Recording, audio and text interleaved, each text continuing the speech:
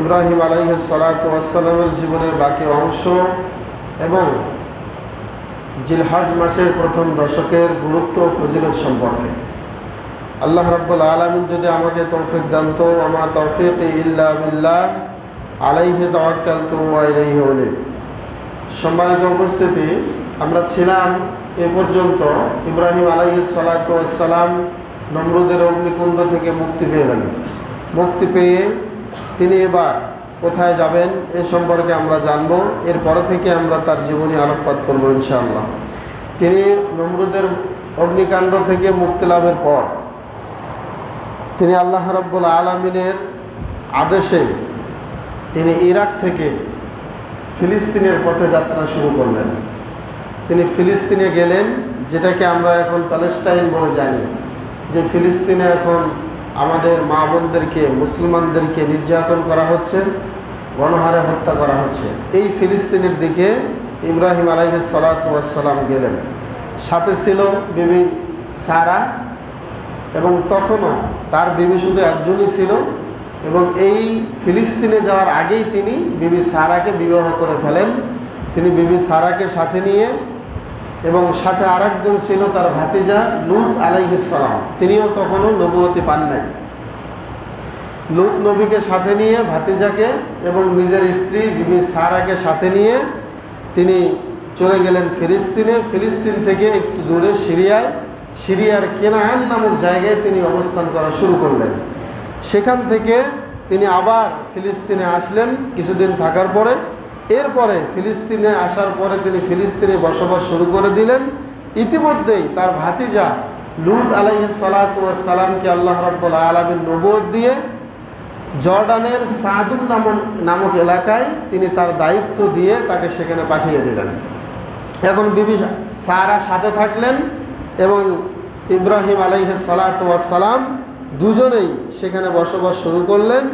এক পর্যায়ে বিবি সারাকে নিয়ে তিনি যখন এই ফিলিস্তিনে বসবাস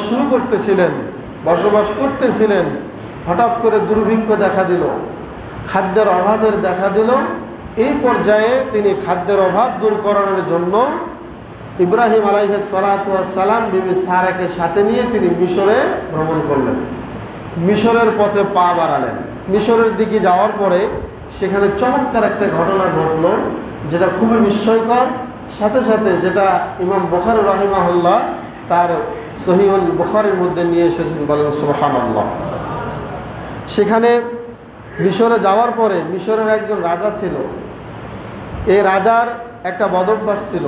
সে বদভ্যাসটা হলো, সুন্দরী কোনো রমণী দেখলেই তার থেকে তার স্বামীকে ছিনিয়ে নিয়ে তার স্বামীকে হত্যা করত এবং ওই নারীর সাথে মনের কামনা বাসনা পূরণ করতে, বলেন নাউজুবিল্লাহ। এটা ছিল মিশরের তৎকালীন রাজার একটা বদভ্যাস।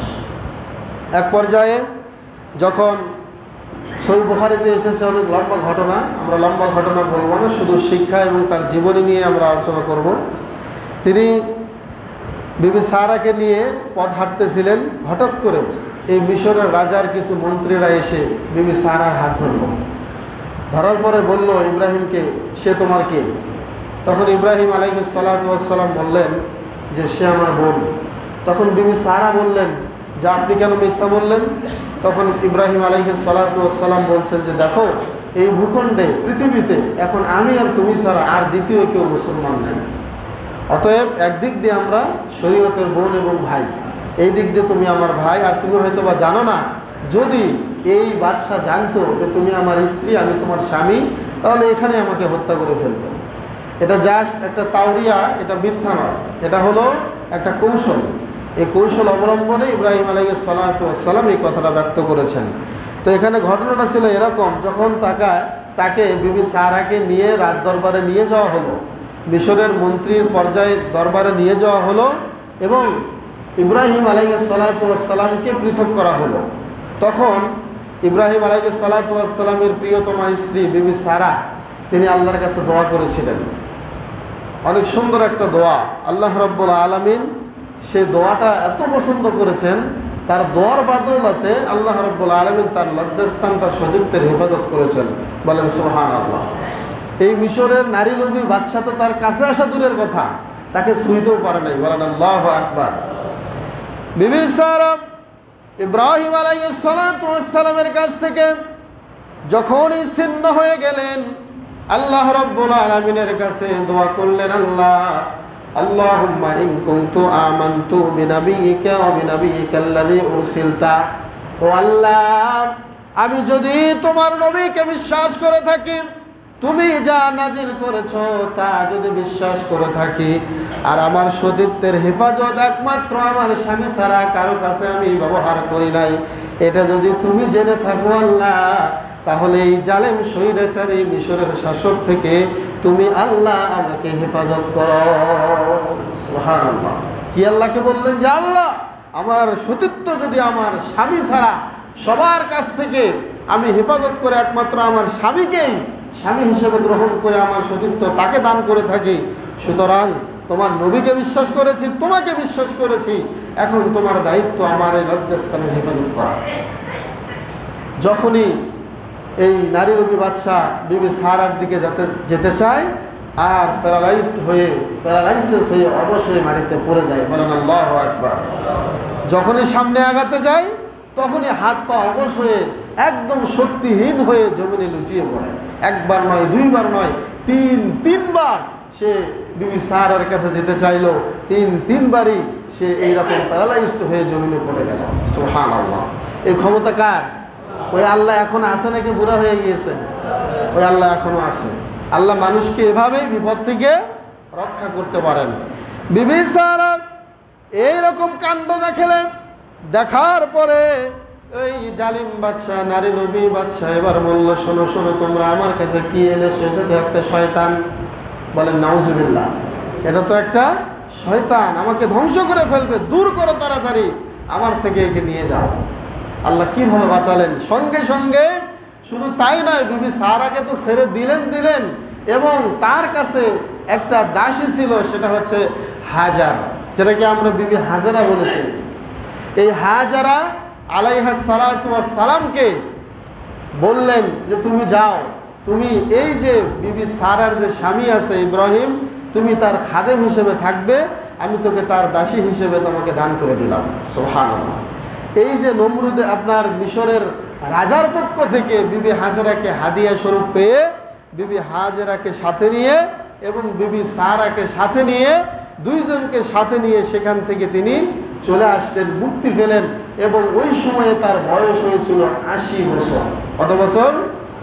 80 বছর। এই 80 বছর বয়স পর্যন্ত তার ঘরে কোনো সন্তান ছিল না।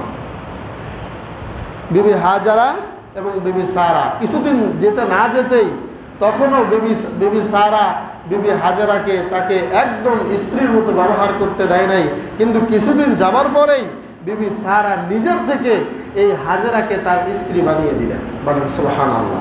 প্রথম স্ত্রী বিবি হাজারাকে দ্বিতীয় স্ত্রী হিসেবে স্বীকৃতি দিয়ে দিলেন কার? ইব্রাহিম আলাইহিস সালাতু ওয়াস সালামের।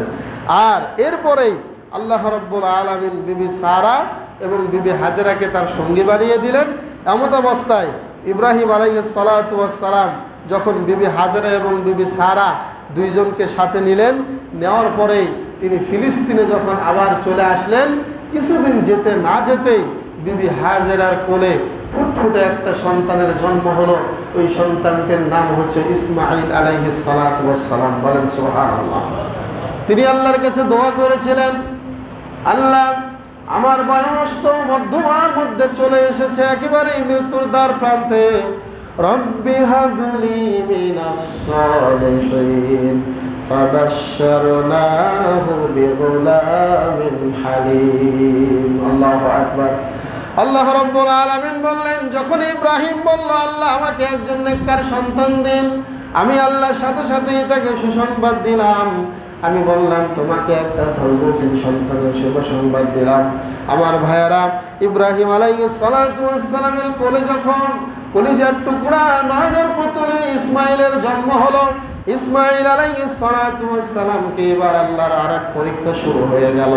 আল্লাহ রাব্বুল আলামিন ইব্রাহিমকে বললেন, এবার তুমি তোমার বিবি হাজেরা আর ইসমাইলকে ওই যে মক্কাতে আগে তুমি ছিলে, ওই মক্কার পাদদেশে বাইতুল মুকাররম অর্থাৎ সম্মানিত ঘর যেটা আছে বাইতুল হারাম, ওই বাইতুল হারামের পাশে তুমি ইসমাইলকে বিসর্জন দিয়ে আসো। বলেন সুবহানাল্লাহ। যাও বিবি হাজেরাকে এবং ইসমাইলকে ওই কাবা ঘরের পাশে রেখে আসো। তিনি চলে গেলেন, কোনো শর্ত নাই, নিঃশর্তে তিনি আল্লাহ রাব্বুল আলামিনের আদেশ পালন করাতে তিনি চলে গেলেন বিবি হাজেরা এবং ইসমাইল আলাইহিস সালাতু ওয়াস সালামকে নিয়ে মক্কার সেই পাহাড়ের পাদদেশে রেখে আসার জন্য। চিন্তা করেন, 80 বছর বয়সে একটা সন্তানের জন্ম, একদম কলিজার টুকরা, নিজের কলিজার চেয়েও বেশি ভালোবাসতো যাকে, তাকে আবার একটা নির্জন এলাকায় যেখানে মানুষ, গরু, ছাগল, গাছপালা কিচ্ছু নাই, এমন একটা জায়গায় রেখে আসার আদেশ করলেন কে? আল্লাহ। এবার ইব্রাহিম আলাইহিস সালাতু ওয়াস সালাম যেই কথা সেই কাজ, তিনি নিয়ে চলে গেলেন। ঘটনা সবারই জানা। গিয়ে রেখে আসতেছিলেন, রেখে আসার সময় তিনি আর পেছনে তাকাচ্ছিলেন না। তখন বিবি হাজেরা কি বলেছিলেন? আল্লাহু আমারাক, হে আমার প্রাণের স্বামী, এই আদেশ কি আল্লাহর নাকি নিজের থেকে এটা আপনি একটা কাজ করছেন? তখন ইব্রাহিম আলাইহিস সালাতু ওয়াস সালাম মাথাটা নিচের দিকে একটু নাড়া দিয়ে বলেছিলেন, আল্লাহ আমাকে আদেশ করেছেন। তখন বিবি হাজেরা সাথে সাথে বলেছিলেন যে আল্লাহ যদি এটা বলে থাকে তাহলে আপনি চলে যান, আল্লাহ আমাকে না খেয়ে মারবেন না। সুবহানাল্লাহ। আপনারা সকলেই জানেন এই বিবি হাজেরার যেই ইসমাইলের সন্তানের পায়ের পদধ্বনি, জিব্রাইল এসে পায়ের খোঁচা দিয়ে যেই পানি বের করলো, আজও সেই পানি বের হয় নাকি হয় না? হয়। খাওয়াইছেন কে? তুমি আমার খালিক রাজকে হর বিপদে তুমি ঠাই, তাই তো আমার ভাবনা কিছুই নাই আল্লাহ, তাই তো আমার ভাবনা কিছুই নাই। ইব্রাহিম আলাইহিস সালাতু ওয়াস সালাম সন্তানকে এবং স্ত্রীকে রেখে তিনি আসছেন, ফিলিস্তিনের পথে পা বাড়লেন। হঠাৎ করে একটু দূরে যখন চলে আসলেন, নিজের মনটা তো আর মানছে না, নিজের মনের সাথে যুদ্ধ করে তিনি ফিলিস্তিনের পথে পা বাড়লেন। একটু দূরে এসে যখন আর স্ত্রী সন্তানকে দেখা যায় না, তখনই আল্লাহর কাছে দুহাত তুলে একটা দোয়া করলেন ইব্রাহিম আলাইহিস সালাতু ওয়াস সালাম। ওই দোয়াটা আল্লাহর এত পছন্দনীয় হলো যে দোয়াটা আল্লাহ কোরআনের আয়াত আকারে কোরআনে দিয়ে দিয়েছেন। বলি সুবহানাল্লাহ। তিনি আল্লাহর কাছে কি দোয়া করলেন? তিনি বললেন, রব্বানা ইন্নী আসকানতু মিন যুররিয়্যাতি বিওয়াদিন গায়রি জি যারইন ইনদাকা বাইতিকাল মুহাররম। বলল, আল্লাহ আমি আমার সন্তানকে এমন একটা জায়গায় রেখে যাচ্ছি যেখানে কোনো গাছপালা নাই, কোনো মানুষ নাই, কোনো জনমানব নাই, মানবহীন এলাকায় রেখে যাচ্ছি। আল্লাহ তুমি আমার সন্তান এবং আমার বিবিকে তুমি দেখিও। আল্লাহ তোমার উপরে ভরসা করে তোমার সম্মানিত ঘরের পাশেই তাদেরকে রেখে গেলাম। আল্লাহ রব্বানা লিয়ুকিমুস সালাতা, হে আমার রব, আমার সন্তান আমার পরিবার যেন সালাত আদায় করতে পারে। এরপরে ফাজআল আফইদাতাম মিনান নাসি তাহবি ইলাইহিম, হে আল্লাহ মানুষের অন্তরগুলো তাদের দিকে ঝুঁকে দিও। অনেক দেশ থেকে অনেক জায়গা থেকে মানুষ এসে যেন আমার স্ত্রী পরিবারের সাথে সাক্ষাৎ করে। বলেন সুবহানাল্লাহ। এই দোয়া কবুল হয়েছে নাকি হয় নাই? সারা বিশ্ব থেকে হাজী সাহেবরা এখন কোথায় যায়? মক্কাতেই যায়। সারা বিশ্বের মানুষদের এখন প্রথম এবং প্রধান কেন্দ্রবিন্দুর স্থল হলো মক্কা মুকাররমা। এই যে তিনি দোয়া করেছিলেন যে আল্লাহ চতুর্দিক থেকে মানুষ যেন ওই জায়গাতে যায়, আমার সন্তান আমার বিবি হাজেরার পরিবার যেন একদম আমার পরিবারের অন্তর যেন আনন্দে ভরে যায়। এই দোয়া কে করেছিলেন? ইব্রাহিম আলাইহিস সালাতু ওয়াস সালাম। তিনি আরো বলেছেন, আল্লাহ শুনুন, ওয়ারযুকহুম, আমার দোয়া হলো আমার সন্তান বিবি হাজেরা এবং তাদের কাছে যারাই আসবে সকলকে তুমি খাওয়াইও, তাদেরকে রিজিক দিও। কি রিজিক দিবে? মিনাস সামারাত, অনেক ফল ফলাদি তাদেরকে খাওয়াইও। এরপরে লাআল্লাহুম ইয়াশকুরুন, তারা যেন শুকরিয়া আদায় করে এই ব্যবস্থা তুমি করে দিও। রব্বানা হে আমার রব, রব্বি জাআল হাযা বালাদান আমিনা, এই যে মক্কা একটা পবিত্র শহর, এই শহরটা তুমি নিরাপদে রেখো। ওয়ারযুক আহলাহু মিনাস সামারাত, আর এই মক্কার যে আহাল পরিবার হবে সবাইকে তুমি ফল ফলাদি খাওয়ায়া দিও। মান আমানা বিল্লাহি ওয়াল ইয়াউমিল আখির, যে আল্লাহ এবং আখিরাতকে বিশ্বাস করে, আল্লাহ সকলকেই তুমি মক্কার ফল ফলাদি খাওয়ায়া দিও। বলেন সুবহানাল্লাহ। সারা বিশ্বের দিকে তাকালে আমরা এখন যে জিনিসটা দেখতে পাই সেটা হলো মক্কাতে এমন এমন ফল আমরা দেখতে পাই, মক্কাতে ফলের শেষ নাই, ফল আর ফল, খাবার আর খাবার, ফলের সমাহারে সারা মক্কাটা আল্লাহ ভরপুর করে দিয়েছেন। বলেন সুবহানাল্লাহ। কার দোয়া? ইব্রাহিম আলাইহিস সালাতু ওয়াস সালামের দোয়া। সম্মানিত উপস্থিতি, তো এখন ইব্রাহিম আলাইহিস সালাতু ওয়াস সালামের দোয়াটা করলেন, পরে তিনি ফিলিস্তিনে চলে আসলেন। ফিলিস্তিনে এসে তো আর সন্তানের না দেখার যে কষ্ট, সন্তানকে রেখে আসার যে বেদনা, তিনি সন্তানকে খুব মিস করতে লাগলেন। বারবার সন্তানকে খেয়াল করতে লাগলেন, বারবার সন্তানকে তিনি অন্তর দিয়ে, চক্ষু দিয়ে দেখতে চাচ্ছিলেন। এমত অবস্থায় তার বয়স যখন ৮৬ বছর হয়ে গেল, ৮৬ বছর বয়সে তিনি যে সন্তানটা পেয়েছিলেন, এই সন্তানকে এত দূরে রেখে আসা, এই জন্য তিনি এখান থেকেও, এই ফিলিস্তিন থেকে বর্তমান হিসাব করলে দেখা যায় ফিলিস্তিন থেকে মক্কার দূরত্ব হলো ১২০০ কিলোমিটার। কত কিলোমিটার? ১২০০ কিলোমিটার। আপনারা একটু চিন্তা করেন, এই ১২০০ কিলোমিটার রাস্তা ইব্রাহিম আলাইহিস সালাতু ওয়াস সালাম কি ঘোড়া ব্যবহার করেছিলেন? তিনি কি উট ব্যবহার করেছিলেন? কিছুই নয়। এই ১২০০ কিলোমিটার রাস্তা তিনি ২ দিন ৩ দিন পরপরই তিনি ভ্রমণ করতেন, ফিলিস্তিন থেকে মক্কায়, ফিলিস্তিন থেকে মক্কায়, ফিলিস্তিন থেকে মক্কায়। সুবহানাল্লাহ। প্রায় ১২ থেকে ১৩ বছর তিনি এইভাবে রাস্তাটা অতিক্রম করেছেন, একটাই কারণ, নিজের সন্তানকে দেখতে না পারার কষ্ট। এভাবে তিনি ইসমাইল আলাইহিস সালাতু ওয়াস সালামকে যখন রেখে আসলেন, দেখতে যান, আবার ফিরে আসেন। যখনই একটু সন্তান বড় হয়ে গেল তখন আবার আর এক পরীক্ষা, যে ঘটনা আপনারা সকলেই জানেন। সন্তানকে বলেছিল, সন্তান আমি স্বপ্নে দেখতেছি তোমাকে জবাই করতেছি। ফিলিস্তিন থেকে চলে আসলেন, এসে বললেন যে বাবা, এই যে স্বপ্ন আমি দেখলাম, আমি কি করবো? ফামাযা তা'মুর, তুমি কি বলো আমাকে একটু বলো তো বাবা। তখন সাথে সাথে ইসমাইল আলাইহিস সালাতু ওয়াস সালাম বলছেন যে বাবা, আপনাকে আল্লাহ যা বলেছেন আপনি তাই করেন। ক্বালা ইয়া আবা তিফআল মা তু'মার সাতাজিদুনি ইনশাআল্লাহু মিনাস সাবিরিন। ও বাবা, আল্লাহ যা বলেছে আপনি তাই করুন, আমি ধৈর্য হারাবো না, আমি আপনার ছুরির নিচে শুয়ে যাব। যেমন বাবা তেমন ছেলে। তাই হলো, সন্তান শুয়ে গেল, বাবা ছুরি নিয়ে দাঁড়িয়ে গেল। ছুরি নিয়ে দাঁড়িয়ে যাওয়ার পরে যখন আল্লাহু আকবার বলে ছুরি চালায়াও দিলেন, তিনি নিজে জানেন যে আমার ছেলেকে আমি জবাই করতেছি। আল্লাহ রাব্বুল আলামিন আসমান থেকে ডাক দিলেন, ওয়ানাদাইনাহু আইয়া ইব্রাহিম ক্বাদ সাদ্দাকতার রুইয়া ইন্না কাযালিকা নাজজিল মুহসিনিন। আল্লাহু আকবার। হে ইব্রাহিম, তুমি তোমার স্বপ্নটাও সত্যে পরিণত করে দেখাইলাম। তোমাকে আর কত পরীক্ষায় আমি ফেলবো, সব পরীক্ষায় তুমি পাশ করে ফেলেছ। ইব্রাহিম শোনো, তোমার ছেলেকে জবাই করতে হবে না। আল্লাহ জিব্রাইলকে বললেন, রে জিব্রাইল, ওই যে জান্নাতের যে হাবিলের কুরবানি আমি আল্লাহ কবুল করেছিলাম, অনেক মুহাদ্দিসিনে কেরাম বলেছেন ওই হাবিলের দুম্বাটা নিয়ে এসে ইব্রাহিমের ছুরির নিচে শোয়া দাও। জিব্রাইল তাই করলো। ইব্রাহিম আলাইহিস সালাতু ওয়াস সালাম দেখলেন সন্তান বাম পাশে দাঁড়িয়ে আছে আর তার ছুরির নিচে দুম্বা জব হয়ে গিয়েছে। সুবহানাল্লাহ। আল্লাহর কারিশমা, আল্লাহ চাইলে কি না পারেন, এই ঘটনা আমাদের সকলেরই জানা। সম্মানিত উপস্থিতি, তাহলে এই পরীক্ষাতেও তিনি উত্তীর্ণ হলেন। এরপর তিনি আবার ফিলিস্তিনে চলে আসলেন সন্তানকে রেখে, তার বিবি হাজেরাকে রেখে।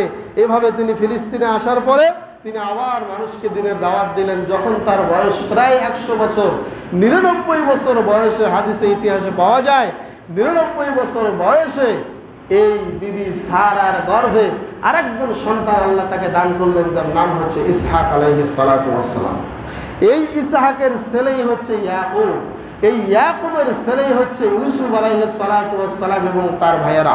সম্মানিত উপস্থিতি, এই ইসহাক আলাইহিস সালাতু ওয়াস সালামকে যখন তিনি পেলেন একদম বুড়ো বয়সে, বয়সের ভারে মধ্যমা, একদম ঢেলে পড়েছেন, ঢুলে পড়েছেন, শরীরের চামড়া সব ঢিল দিয়েছে, তখন যে এই 99 বছর বয়সে তিনি আরেকটা সন্তানের মালিক হলেন, এই জন্য তিনি শুকরিয়া করলেন কার? শুকরিয়া করলেন কার?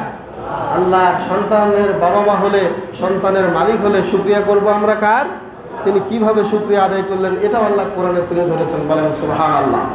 আলহামদুলিল্লাহিল্লাযী ওয়াহাবানি আলাল কিবারি ইসমাঈল ওয়া ইসহাক ইন্না রাব্বী লাসামিউদ দুআ। তিনি বললেন যে আলহামদুলিল্লাহ, আল্লাহর প্রশংসা ওই আল্লাহর জন্য সকল প্রশংসা যে আল্লাহ আমাকে বুড়ো বয়সে একটা ইসমাইল দিয়েছেন, বুড়ো বয়সে একটা ইসহাক দিয়েছেন। বলেন সুবহানাল্লাহ। কি বললেন? বয়সের কথা আগে উল্লেখ করেছেন। আল্লাহ আমাকে বুড়ো বয়সে, বৃদ্ধ বয়সে একটা সন্তান দিলেন ইসমাইল, আর একটা সন্তান দিলেন ইসহাক।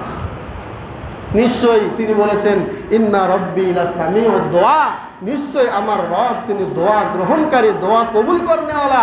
ওই যে আমি দোয়া করেছিলাম রব্বি হাবলি মিনাস সালিহিন, প্রায় অনেক বছর পরে, প্রায় 10 থেকে 12 বছর পরে আল্লাহ রাব্বুল আলামিন তাকে 2টা সন্তান দান করলেন। দোয়া থেকে দোয়া কবুল হওয়ার ব্যবধান ছিল 10 থেকে 12 বছর। সম্মানিত উপস্থিতি, এইভাবে এই সন্তান ইসহাকটিকে তিনি ফিলিস্তিনে রেখে দিলেন, আর ওদিকে ইসমাইল থাকলো মক্কার পাদদেশে, বিজন নামক 2 পাহাড়ের পাদদেশে, আর এদিকে ইসহাক 2 সন্তান গুরুত্বপূর্ণ 2টি শহরে আস্তে আস্তে আস্তে আস্তে বড় হতে শুরু হলো। 2 সন্তান 2 শহরে বড় হলো। ইব্রাহিম আলাইহিস সালাতু ওয়াস সালামকে এবার আল্লাহ আরেকটি আদেশ করলেন যে ইব্রাহিম, তুমি যখন মক্কাতে যাবে এবার গিয়েই তুমি ঘরটা একটু পুনর্নির্মাণ করবে। এই ঘরটাকে একটু যত্ন করতে হবে। ঘরটা যে অবস্থায় আছে এভাবে থাকলে হবে না, ঘরটাকে একটু উন্নত করবে এবং কিভাবে সুন্দর করা যায় ব্যবস্থা তুমি করবে। সেই সম্পর্কে আল্লাহ রাব্বুল আলামিন বলেছেন ওয়াইদ ইয়ারফাউ ইব্রাহিমুল কওয়াইদা মিনাল বাইতি ওয়া ইসমাঈল রব্বানা তাকাব্বাল মিন্না ইন্নাকা আনতাস সামিউল আলিম। আল্লাহর কাছে বলেছেন যে আল্লাহ নিজেই তার কথা বলেছেন, যখন ইব্রাহিম এবং ইসমাইল 2 জনে কাবা ঘর নির্মাণ করলেন, তখন নিজের বাবা ইব্রাহিম তিনি রাজমিস্ত্রি আর ছেলে ইসমাইল হচ্ছে জোগালদার। বাবা রাজমিস্ত্রি আর ছেলে কি? জোগালদার। নিজে পাথর গাচ্ছেন আর সন্তানকে দিয়ে পাথর আনাচ্ছেন। এভাবে সন্তানকে ইসলামের কাজ করার প্রতি আকৃষ্ট করাচ্ছেন ইব্রাহিম আলাইহিস সালাতু ওয়াস সালাম। তিনি যেই পাথরে দাঁড়িয়ে নিজের সন্তানের দ্বারা পাথর নিয়ে এসে যেই পাথরে দাঁড়িয়ে কাবা ঘর নির্মাণ করলেন, ওই পাথরের যেই উপরে পদচিহ্ন, যেই পাহাড় মানে যেই পাথরটা, এটা আজও ইব্রাহিমের পদচিহ্ন ধারণ করে আছে। বলেন সুবহানাল্লাহ। এবং ওখানেই কি করতে হয়? 2 রাকাত সালাত আদায় করতে হয়। আল্লাহ পাক বলেছেন ওয়াত্তাখিযু মিন মাকামি ইব্রাহিমা মুসাল্লা। হে হাজিরা, যখনই তোমরা মক্কাতে হজ করতে যাবে, ইব্রাহিম যেখানে দাঁড়িয়ে কাবা ঘর নির্মাণ করত, ওখানে দাঁড়িয়ে তোমরা 2 রাকাত সালাত আদায় করো। কে বলেছেন এটা? আল্লাহ বলেছেন। ইব্রাহিম আলাইহিস সালাতু ওয়াস সালাম তিনি কাবা ঘর নির্মাণ করলেন। কাবা ঘর নির্মাণ করার শেষ, এরপরে আল্লাহ রাব্বুল আলামিন তার কাছে একটা গুরুত্বপূর্ণ মেসেজ দিলেন। গুরুত্বপূর্ণ মেসেজটা কি? সেই মেসেজটা তিনি তার মুখ দিয়ে বের করলেন যে তুমি একটা দোয়া পড়ো, তোমার দোয়ার ওসিলায় এই মক্কাতে এমন একজন বালক আসবে, যেই বালক আসার কারণে গোটা পৃথিবী আলোকিত হয়ে যাবে। ওই বালকটির নাম হচ্ছে মুহাম্মদুর রাসূলুল্লাহ সাল্লাল্লাহু আলাইহি ওয়াসাল্লাম। তিনি দোয়া করলেন রব্বানা ওয়াবাস ফীহিম রাসূলাম মিনহুম ইয়াতলু আলাইহিম আয়াতিক ওয়া ইউআল্লিমুহুমুল কিতাবা ওয়াল হিকমা ওয়া ইন কানু মিন ক্বাবলু লাফি দালালিম মুবিন। হে আল্লাহ, তুমি এই কওমের মধ্যে, এই মক্কাতে এমন একটা তোমার প্রেরিত দূত পাঠায়া দাও যে তোমার আয়াত পাঠ করবে এবং মানুষকে দ্বীনের কথা ডাকবে। এই জন্য মাঝে মাঝে আমাদের নবী তিনি মাঝে মাঝে বলতেন যে আনা দাওয়াত ইব্রাহিম আবি ইব্রাহিম, আমি আমার বাবা ইব্রাহিমের দোয়ার ফসল। বলেন সুবহানাল্লাহ। তিনি নিজেও এই কথা বলতেন। সুতরাং তিনি এই যে আমাদের নবী আসার জন্য দোয়া করেছিলেন কে বলেন তো? ইব্রাহিম আলাইহিস সালাতু ওয়াস সালাম। তার দোয়ার বাদৌলাতে আমরা শেষ নবী পেয়েছি, বলেন সুবহানাল্লাহ। রাসূল সাল্লাল্লাহু আলাইহি ওয়াসাল্লাম এই জন্যই বলতেন যে আমি আমার বাবা ইব্রাহিমের দোয়ার ফসল।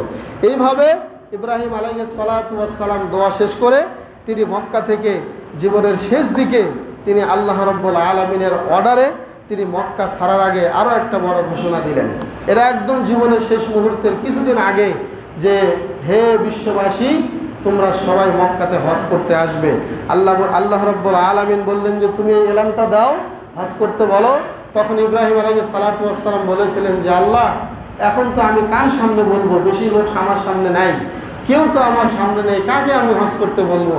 আল্লাহ রাব্বুল আলামিন বললেন ওয়াআদ্দিন ফিন নাসি বিল হজ, তুমি মানুষের মাঝে হজ্জের কথাটা শুধু বলে যাও, তুমি বলে যাও সারা বিশ্বের মানুষের কানে কানে হজ্জের কথা পৌঁছানোর দায়িত্ব আমি আল্লাহ। সুবহানাল্লাহ। তাই হয়েছে।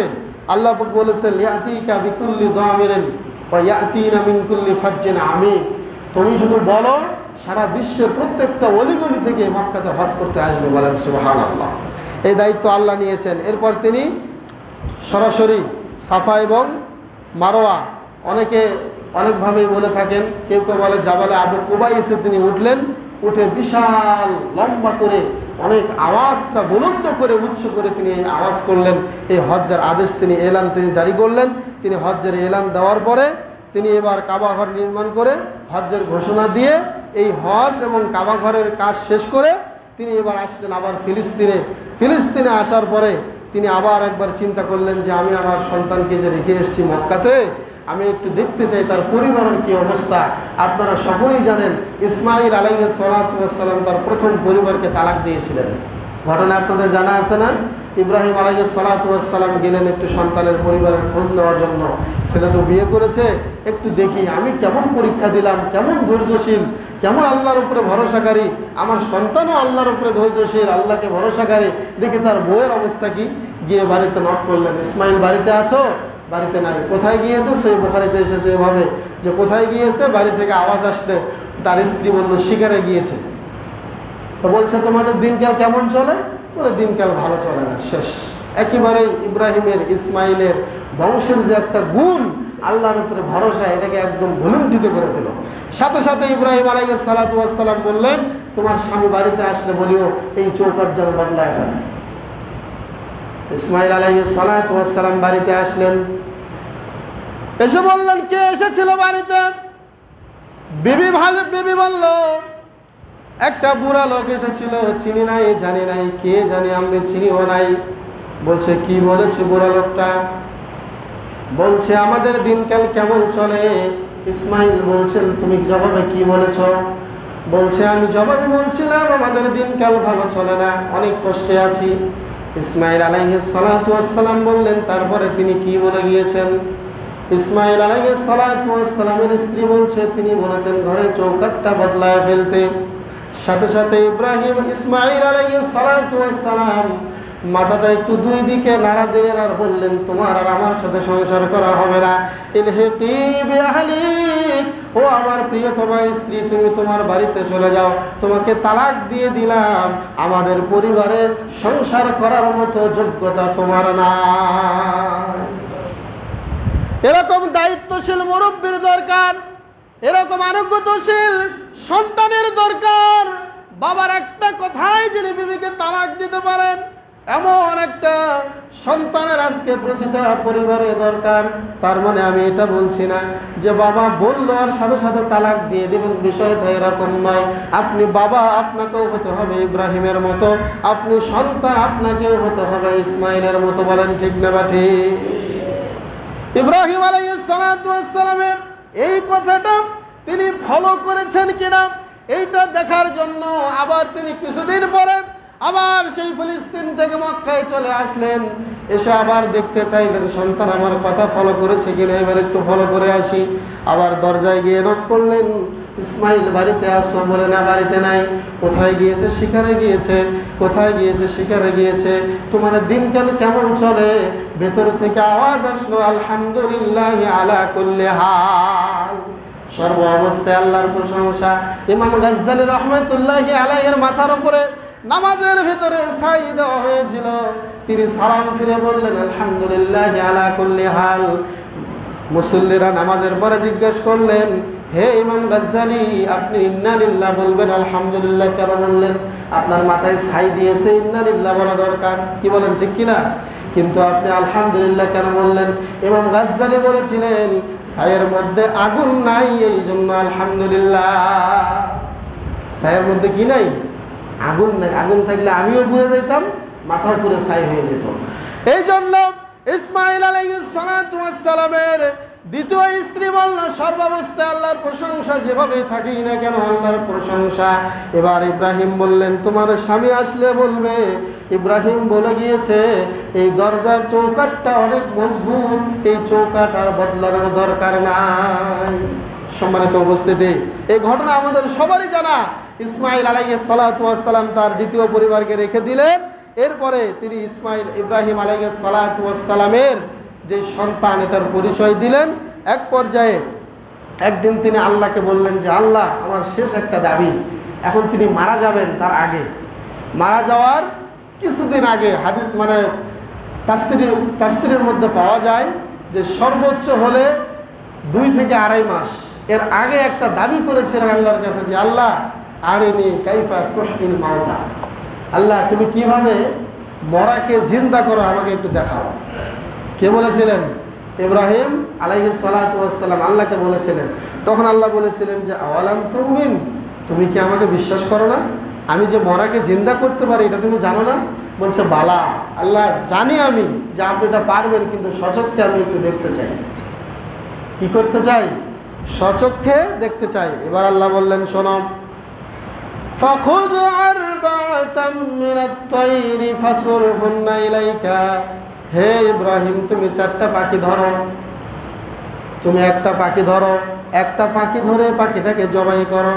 জবাই করে পাখির গোশতটাকে টুকরা টুকরা করে 4টা পাহাড়ে রেখে আসো। একটা পাখি জবাই করে গোশতগুলো টুকরা টুকরা করে 4টা পাহাড়ে রেখে আসো। সুম্মা দুহুন্না ইলাইক। এরপরে তুমি তোমার দিকে এই গোশতের টুকরাগুলোকে একটা ডাক দাও, একটা আহ্বান করো। ইয়াতিনাকা সায়া। এই গোশতের টুকরাগুলো সবগুলো এক জায়গায় হয়ে একটা পাখি হয়ে তোমার কাছে উড়াল দিয়ে চলে আসবে। সুবহানাল্লাহ। টুকরা করবে এবং পাখির নাম ধরে ডাক দিবে, আবার সবগুলো তোমার কাছে চলে আসবে। তবে জেনে রেখো, নিশ্চয়ই আল্লাহ কিন্তু বড় বিজয়ী এবং মহাপ্রজ্ঞাময়। এটা জেনে রেখো, কখনোই এরকম ইমানের মধ্যে কোনো ত্রুটি আনবা না। কে বললেন এটা? আল্লাহ বললেন। সম্মানিত উপস্থিতি, এরপরে একদম জীবনের শেষ বয়সে গিয়ে ইব্রাহিম আলাইহিস সালাতু ওয়াস সালাম তিনি ফিলিস্তিনের হেব্রন নামক একটা শহরে বসবাস শুরু করেছিলেন এবং সেখানেই তিনি মৃত্যুবরণ করেছেন। যে জায়গাটা আমাদের মুসলমানের কাছে, আমাদের ইহুদিদের কাছে সবচেয়ে বেশি গুরুত্বপূর্ণ, হেব্রন নামক শহরে, সেখানেই তাকে দাফন করা হয়েছে। সেখানেই তিনি মৃত্যুবরণ করেছেন। বলেন সুবহানাল্লাহ।